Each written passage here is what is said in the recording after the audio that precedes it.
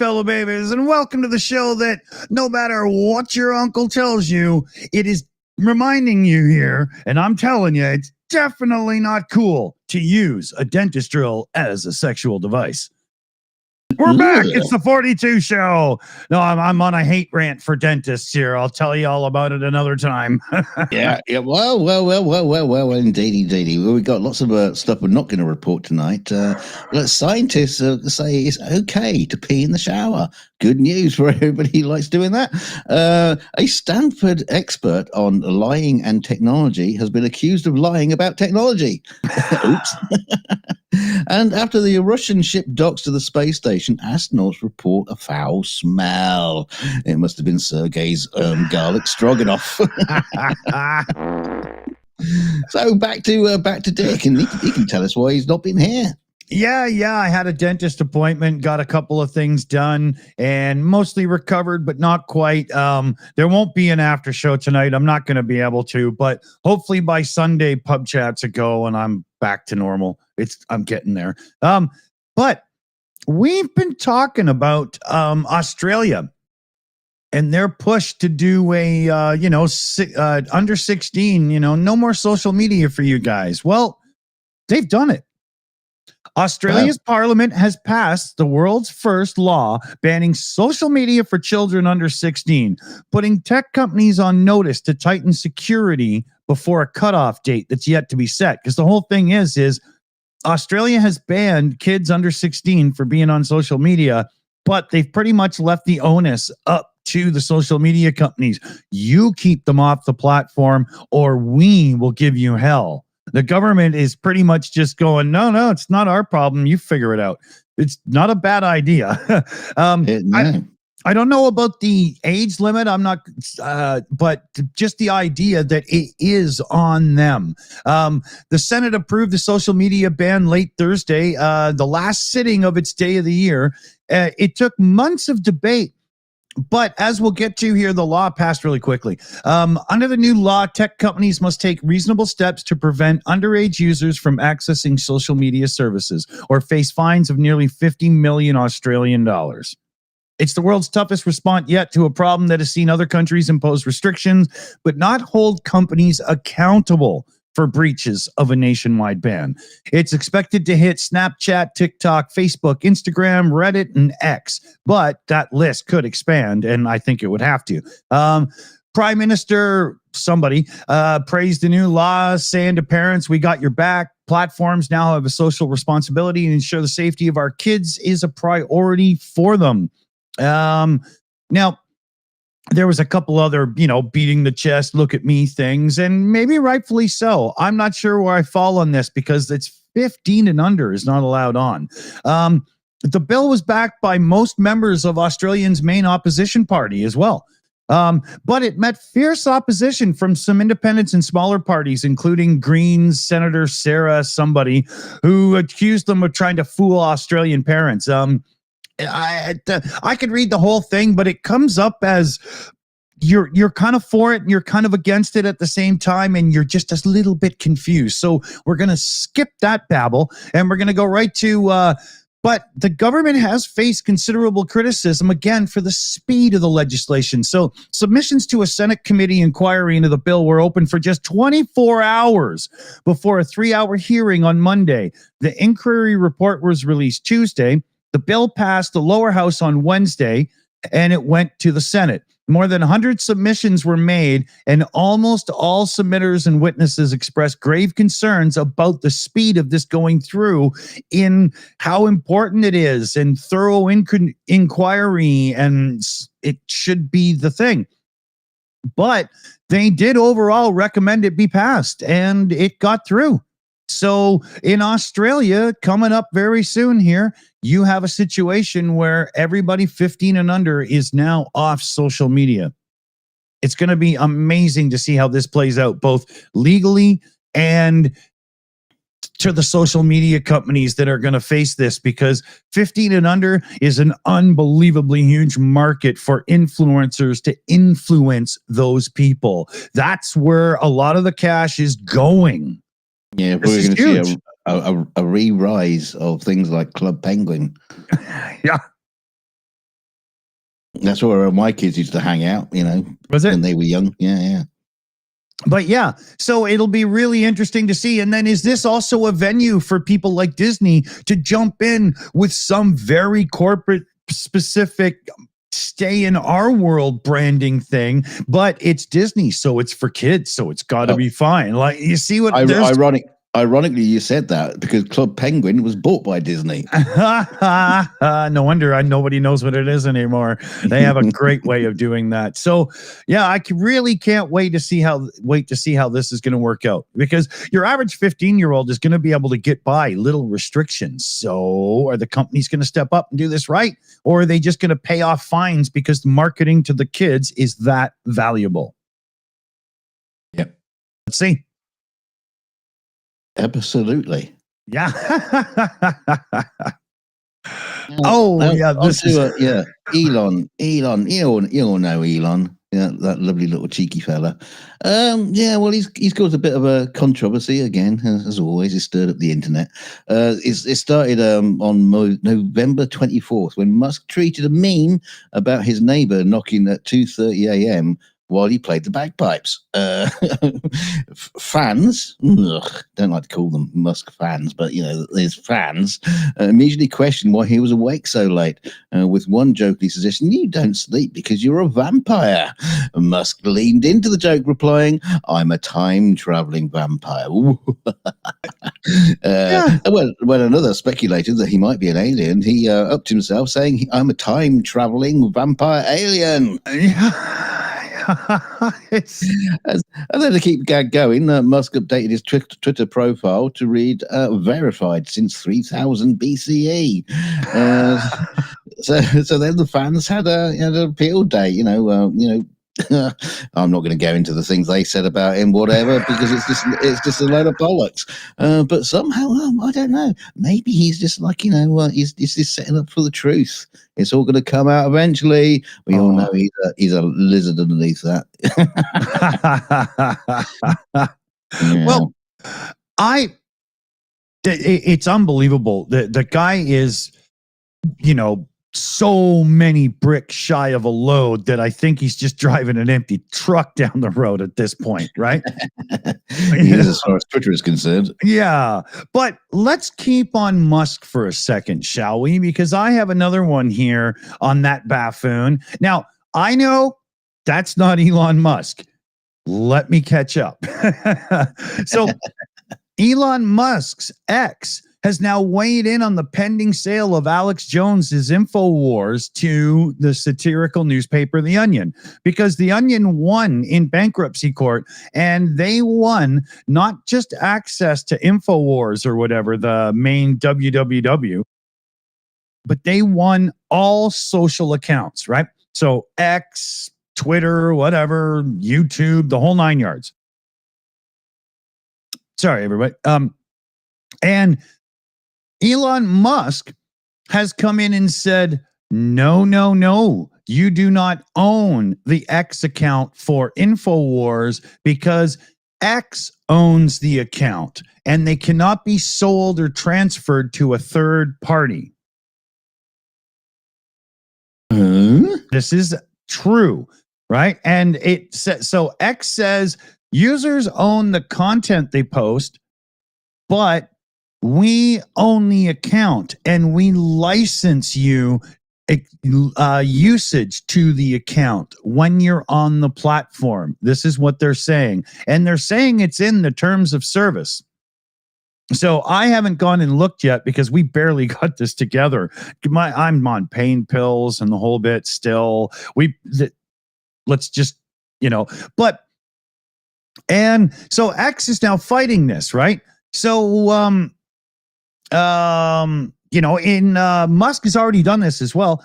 In October, he took over the @America handle from X so that he could use it for his super PAC supporting President-elect Trump, right? He took that handle over.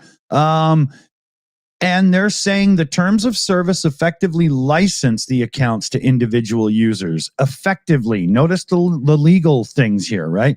Giving them no ownership of the accounts themselves. So I ask you, Stunk and everybody watching as well.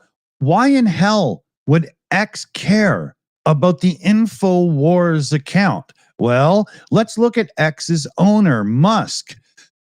Is Musk so far into the right now that he's actually going to say, no, it's not your account. We get to keep it. And then maybe actually give it back to this putz? And what would be the legal ramifications if he did that? Because he has to surrender them. You see what a night like this is. What's going on here? Why is Elon even getting involved? Very strange. Yeah. I can't form an opinion on that because I'm just trying to figure out legally how's that going to pan out? I know. I don't understand this mess at all. It will prolong the handing over the account because there's going to be all kinds of legal BS. And this is Elon Musk. He's got the cash to make legal BS take forever. Right? So once again, the rich just seem to be able to figure a way around things. But I really hope for all the families of Sandy Hook that lost people and were affected by it, that Alex Jones has to give it all up to the Onion, because I want to see those guys make a lot of money, put it to good use, and make fun of that prick for years to come. You know, I've heard there's a growing kind of movement. They're hoping that they're going to get like 26 million people who have got Twitter accounts. You know, just keep them for the minute. Mm-hmm. And then it was like, was it January? What date did they give it? I don't know if it's January 6th or 26th or something 6th. Like that. Yeah. Just basically want all these people that have signed up to this movement just to, shut their account down. Yeah. And see Twitter lose like 26 million fucking accounts. Oh, I want to see that so badly. Day. I want to see that so badly. Yeah, I've still got my account. I'm not particularly using it very much because it's shit over there. So yeah, I might just go with that. Just close it down. Yeah, it's a good idea. We've got some shout outs to catch up here quick first. We had Bob Doggy come in just before we went live. Oh no, I don't hear my thing. Did anybody hear that? Did it work? Oh, for God's sakes. Okay, no, it didn't work. Something broke, so hooray for that. Where the hell was I? Still here, my guys. Me, MIA some, missing in action. Going deaf isn't all rosy and silent as one would think. I might be myself in some years coming. Adjusting accordingly. My hearing never been better with AIDS though. Oh, cool. I hope that's working out for you. That's awesome. And then Bob Doggy had a second super chat as well. So this puts him up to about 2 billion Canadian pesos. He says, good to see you there. And it was super chat Matty tagged. Is this a stick up? And he had the little wonder emoji. I got into the chat too late to see what was being said. So I can imagine Matt was having some fun with somebody there. But good to see you, Bob Doggy. Awesome. And then we had Pethro Olsen come in with 269 Swedish kroners. Huge one. Very, very big. Thank you so much. With extra love to Ukraine. Russia, go home to your land and stay there. Oh, I couldn't agree more. Or go home. Get the fuck out. Awesome, Petra. Thank you so much. We'll get it in the fund. I think we're caught up. So we could get Trump involved. We can close the borders and send the immigrants back. He's good at that. No, I know. You know what? There'd be so many Mexican restaurants that would go out of business if Trump's plan actually gets enacted. And I love Mexican food. What? Oh no, I thought you were doing the border one. See, he's the Trump's thing though. We got a thing on that coming up. I hope we can get to it because I really want to because cornflake. Yeah, cornflake there. Yeah. Shut up, get on with it. I was trying, but you interrupted me. Oh, well, I'll interrupt you back. A COVID vaccination worker jizzed into a bottle of his boss's beard balm following an argument, a court heard. Jordan Fitzpatrick made the mistake of boasting about what he had done to another manager a number of days later. And so the 25-year-old told his fellow worker that the complainer, who has not been identified, well, he's probably the one with the sticky beard, had a bottle of beard oil on his table. He then confessed, well, I jizzed into it. Oh, man. Yeah, What the hell? When the oily gel was inspected, it appeared cloudy with sediment at the bottom. And sediment? what kind of jizz have he got? Those are some lazy swimmers if there's sediment, man. Tadpoles. The contents of the bottle was sent for forensic analysis and found to include semen containing DNA, which matched that of the 25-year-old joker. Oh, God. Fitzpatrick of Blackburn, West Lothian, originally claimed that he was innocent of any crime, but changed his plea to guilty on Wednesday, the day he was due to stand trial. He admitted committing a breach of the peace by conducting himself in a disorderly manner, taking possession of a bottle of beer gel, and by means unknown, depositing his semen into the bottle. I think I know how that's done. Oh, my God. I just love the terminology they're using there to get around the fact committing a breach of the peace. He wanked into a bottle of beard oil. How do you approach this moment in your life? Hey, Ben, I think you got a little spooge on your face there.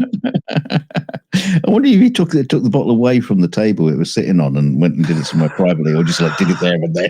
Yeah. Of everybody. Yeah. No, my leg's itchy. It's just, He admitted making other colleagues at the NHS vaccination centre in Pyramid Business Park aware of his actions, and so he said he would reserve his plea mitigation until Fitzpatrick returns to court for sentencing. Sheriff James McDonald called for a criminal justice social work report and an assessment on Fitzpatrick's suitability for a restriction of liability order. Oh dear, it's all getting very, very jizzy over there. He adjourned the case until December the 4th. Oh, it's my birthday then. Oh yeah, coming up. Yeah. Mm. Yeah. Interesting. So beard cream not on the menu for Black Friday. Just yeah. check for sediment. Yeah. Lazy swimmers. Let me see here. So okay, yeah. So Cornflake, what's his name here? Keith Cornflake Kellogg is now the special envoy for the Russia-Ukraine war. You mean the Russian invasion of Ukraine? Trump has made ending the war a centerpiece, like he keeps talking about it during his run-up to the election there. And Kellogg here could be a critical figure in this whole thing. So just a little thing to go over here. So who is he? Well, Cornflake is 80. He's retired lieutenant general. He was the chief of staff for the White House National Security Council during Trump's first term from 17 to 21. He was also the national security advisor to Mike Pence, who was vice president at the time. Cornflake is a Vietnam War vet. He was also sent to Iraq War to do some transitional government work after the, he's got weapons of mass destruction war. He was right with me from the beginning, Trump says, announcing his nomination on Truth Social, of course, where you find no truth, but a whole lot of bullshit social. Kellogg co-authored Kellogg's Cornflake, if you're not paying attention here. He authored a strategy paper with former U.S. government official Fred Flitz, saying that the U.S. should negotiate a ceasefire in Ukraine. Why the U.S.? I don't know. Paper blames President Biden's administration for the continuing war. Because, yeah, it has nothing to do with Putler. Specifically, it faults the U.S. decision to arm Ukraine in the failure of diplomacy with Russia. So you stand at the border when the tanks are rolling up and get the diplomatic then? Additionally, it accuses Biden of promoting a proxy war with Russia. The plan was published by the nonprofit think tank America First Policy Institute, established by former Trump officials in 21. No wonder they don't like Biden. Cornflake here calls for an American first approach to the war. What? Okay. So obviously financial. Cornflake continues here. A strong and decisive president who stood up to Russian President Putin would have prevented Moscow's full-scale invasion of Ukraine. I don't see that at all. So under this plan, the U.S. would continue to arm Ukraine to allow it to defend itself against Russia, but they have to commit to peace talks right away. And U.S. aid would be contingent on that. To get Putin in, NATO leaders should offer to hold Ukraine's NATO membership. Just hold off on it to convince Putin to come to the table. And it's not in this article, but as far as I could find in looking up little Cornflake here, he's very much seems to be of the opinion that it's best for everybody if the new line was drawn where it is and we just get a ceasefire going from there and then call it off and so on. And I know there's going to be families that are so tired of this in Ukraine, they would probably take that. I mean, the mental strain and anguish and losing friends and relatives and there's going to be other people that really hate the idea of losing anything. And the only peace plan can be fuck off Russia. So it'll be interesting to see how the social media support community that's built around this conflict of Russia invading Ukraine will have differing opinions on Cornflake's plan here. Yeah, I wonder if his plan included Ukraine keeping Kursk region. If they're going to set the borders as they are now, well, that's where Ukraine is. Exactly. So I'm not going into that right now because this is the wrong show for it, but there will be lots of talk about that tomorrow on our Ukraine update show, 12 noon Pacific, 10 p.m. Ukraine time. Okay. Yes, indeedy. Yes. So now you thought, well, you don't personally, you thought pizza with pineapple on top was a big cahoot. Well, there's a little problem going on in China because Pizza Hut franchise is now serving customers with deep fried frogs on top of their pizza. Delicious. Oh, they even do the weird eye thing with, what are they, eggs or something? Like I hate to think they might have a bit of sediment on the bottom of them. Derek Henke, David Henke, sorry. They even put him in porno pose number 4. Is he lying on his front or his back? I can't tell. David Henke, a global food trend watcher and industry consult, posted on Twitter that unveiling a picture of the specialized pizza that's supposedly being offered for a limited time. Thank God for that. Like 1 hour. Alongside an advertisement for the creation, Henke wrote, improves that other countries prefer different type of proteins. Pizza Hut is offering a pizza topped with a frog for a limited. I mean, it's not just that it's a frog. It's a great big, crusty lump of stuff. You don't do that on pizza anyway, do you? Never heard ever after somebody took a bite of pizza. Crunchy rib cage. Yeah, I mean, you don't see like fried chicken on a pizza. But the thick crust pizza, good as thick crust, not thin. Makes a big difference, doesn't it? It features a red sauce base under a lily pad. And a whole fried bullfrog on top. 2 halves of a hard-boiled egg with black olives appear as eyes of the frog, like Kermit. Jeremiah was a bullfrog. He was on a great pizza of mine. Are we rewriting the song here? Well, it's unclear how long the Chinese Pizza Huts will be offering this. So get in quick while you can. But according to Korean news outlet, the pizza has been launched in collaboration with Dungeons and Dragons and is named the Goblin Pizza after one of the popular game's characters. Okay? Oh, I won't be gobbling one down. Yeah, I know. It's just awful, isn't it? I mean, obviously, lots and lots of comments on the internet about it, but it's just like, oh, this pizza is a felony. It is weird. Let me see here. Where do I want to go for this one? Okay, yeah, here we'll go this one. News from your homeland, there, dude. The debate on legalizing assisted dying or assisted suicide, depending on your leaning on the topic, you'll pick your way of describing it, has begun in England and Wales.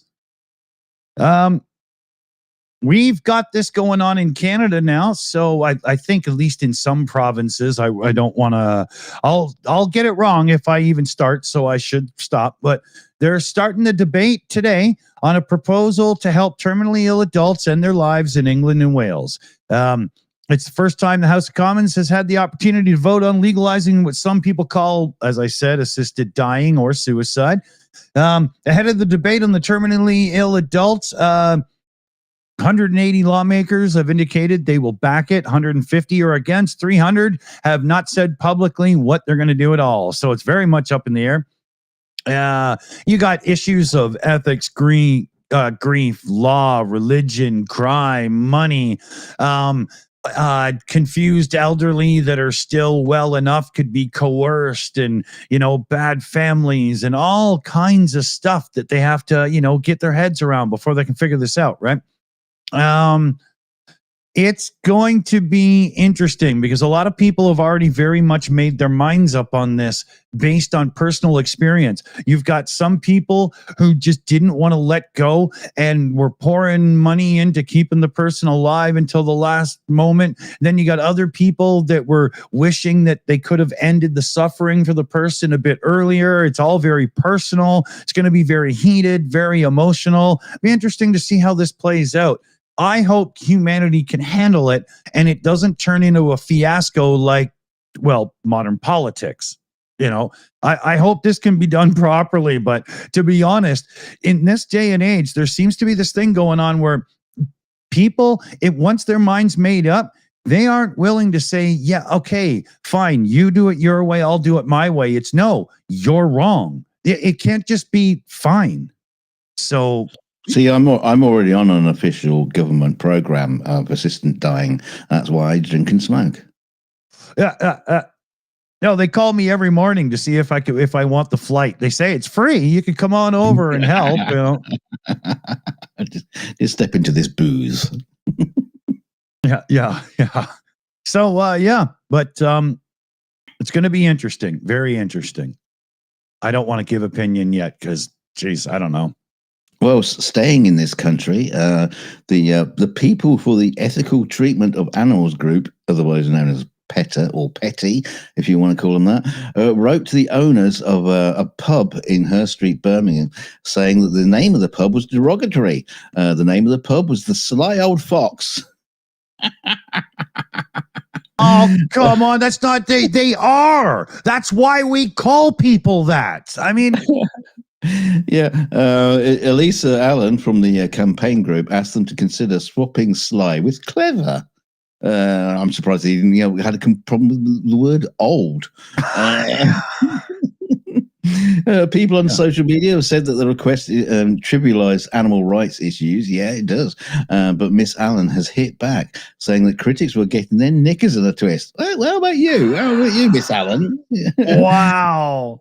In her letter, Miss Allen said foxes had unearned reputations as pests, and this is why, partly due to derogatory descriptions of the Obviously. What was that? What was that film? Mr. Fox. What was that one? Fabulous Mr. Fox. Fabulous. Yeah. So I suppose she likes that because he was called Fabulous, wasn't he? But he was sly. And the word sly often carries a negative connotations, like deceitful. Like the Fabulous Mr. Fox was deceitful in that film, if you notice. Wholly inaccurate and unfair perception of foxes. And again, fantastic Mr. Fox. Well, he wore clothes and a tie. That's not true about foxes either. So shut up. Why are they going after Disney? Because the fox was seen cavorting with that filthy mutt. You know, the Fox and the Hound. Yeah. Oh, but they were best buddies, weren't they? Oh, hang on a minute. You had Robin Hood, who was played by a fox. Oh, and that's right. And he's a thief. He was very sly. Oh, that's right. Yeah. So we have proof. She's just got a problem with foxes, I think. Yeah. Maybe she is a fox. She added that foxes were magnificent animals, resourceful, intelligent, and had excellent memories, and even offered to help name the pub with any rebranding costs. Oh, sure. Like you would. Yeah, how much did it cost to rename a pub, redo all the letterheads, and change your business name? Shut up. Is she going to stay at the front door and listen to all the old school locals bitch every time they walk in that some stupid fucking bint changed the name of their goddamn watering hole? Yeah. Which is always, time at the bar, please. Now get the fox out. Another wrote on Twitter, said, so much support, so much to support you on, but not this. It simply trivializes the issues. I'm not too sure I can support PETA on anything, really, because they're just like idiots. Yeah, it gets a bit much sometimes, you know. And blah, blah, blah, stuff, thingies. Yeah, let's not. We've done that. We've done that story. Let's move on. Yeah. So sometimes you gotta fight the real fight, not just the argument all the time, and do stupid crap like this just to get yourself in the fucking paper. Shut up, you know. Yeah. So glass of milk. Notice it's a little bit off color because it's a raw glass of milk. Right now, at the bottom of that. Yeah. So yeah. Lazy swimmers.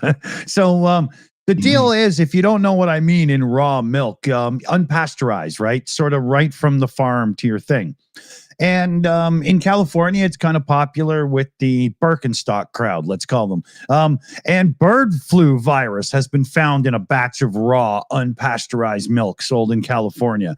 Big recall happening. No illness yet linked to the contaminated milk. It was made by Raw Farm LLC of Fresno County. Health officials in Santa Clara were the ones who found it, so not even the ones in their own county. They detected it in a retail store. Now, in a YouTube message from Raw Farm, the company representative called the contamination no big deal and emphasized that the recall is only being done out of an abundance of caution. Yeah, bird flu. No big deal. Yeah, caution. Why not drink pasteurized milk? So no caution required. Yeah, so just look up, if you're one of those raw milk type folk, look up Red Farm and make sure you're not buying from them because they don't give a flying fuck. Yeah, and it's troubling, very troubling because, bird flu is 55 cases have been reported in the U.S. just lately here, and there was a fatality rate of 51% going on as it pertains to bird flu, and bird flu can be transmitted from the cow into the milk. This has already been proven. That's why so many herds are being isolated and euthanized sometimes and whatnot. Yeah. Right. Right now, there's 402 infected herds in California. And that's 616 total herds. And California is the big dairy producer. It's the state that does the most. So this is, quite a big deal because if it's in a natural producer's cow, it could be in a few others. And there's lots already. We had a thing here in Canada a while back where we had to just slaughter 2/3 of Canada's chickens. And this could be the same. It's really bad. And so raw farms, stay the fuck away from them, man. Yeah, I mean, dairy products, especially cattle, has been one of those sort of things that historically has had a lot of problems with the diseases being passed on. I remember it's like, we had mad cow disease over here in the UK, and just like, there were just piles and piles of cattle being incinerated. Yeah. Incredible. Yeah. We had the mad cow thing going on too. Yeah, same thing. So, but these guys, it was like, oh, it's no big deal. What? 51% fatality rate, no big deal. Buddy, I want to have a one-on-one with you behind the bar for a minute here, So yeah, 2 minutes. Here we go. We're switching over to this dude. Oh, a crazy dude. Yes. Of course. A retired U.S. Air Force captain has claimed his encounter with aliens at a nuclear air base saw him receive a 3-word message. Oh, did he now? Did he? And amid rising fears of World War III, it's a pretty relevant one. Yeah, okay, that's an opinion, Mr. Reno journalist. But Captain Robert Salas, 82, has claimed he encountered a flying disc that turned off 10 warheads at a Malmstrom, can't say it, Air Force Base in Montana. The then U.S. Air Force lieutenant, when he was 26, described the UFO as having an eerie red glow as it zoomed along in March 24th, 1967. The otherworldly beings told him, wife, fucking mailman. As he recalled on a podcast released on Monday, they said, "What the fuck? You have nuclear weapons." I'm not entirely sure how he got this information from the aliens. Not quite entirely sure he can count. Yeah, I think his 3 words are the WTF part. But I'm sure back in 1967 that wasn't the kind of like thing. WTF. But apparently that's what they think. Of course, it's just my opinion. Oh, is okay, brilliant. So apparently he got a message from him, but it's just his opinion. Brilliant. But of course he's written a book about it, hasn't he? Yeah, there you go. So it must be true.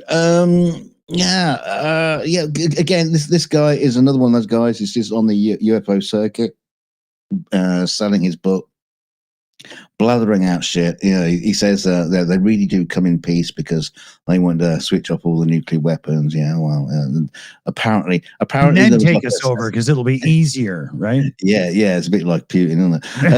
But apparently there was some part of the system that they seemed to shut off, and it caused everything to shut down. And well, it kept happening. I think they just flicked the wrong switch somewhere and just came with some fucking excuse.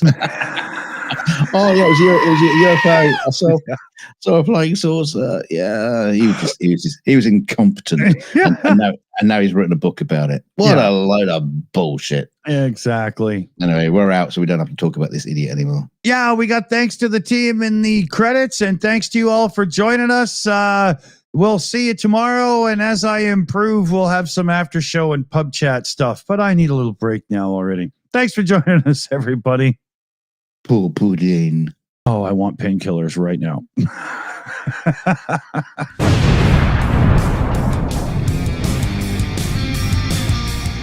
And we got a big thanks to our team in the background helping us do everything here. We've got Shayna running the Shills account tonight. We got PJ CNET running the news team for us as always. We got Chris Lundy and Super Chat Matt.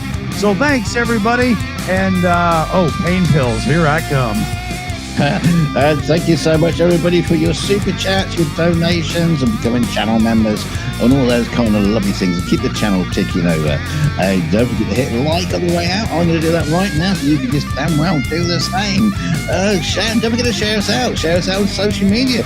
Write a book about your visitation from the Shills spaceships and the Shills UFOs and the Shills aliens, because they came back to teach Elon Musk how to run business and take over the world. Or you can just share us out on social media if you want. But whatever you do, just tell somebody to come and watch this bloody shit, because that's what it's here for. That's a really good point, dude. And remember, everybody, if the women don't find you handy, they should at least find you handsome. It's not funny at all. But yeah, we'll see you all over the weekend, hopefully. And yeah, this all wish a healthy mouse. Keep your stick on the ice. Let's get out of here. Bye.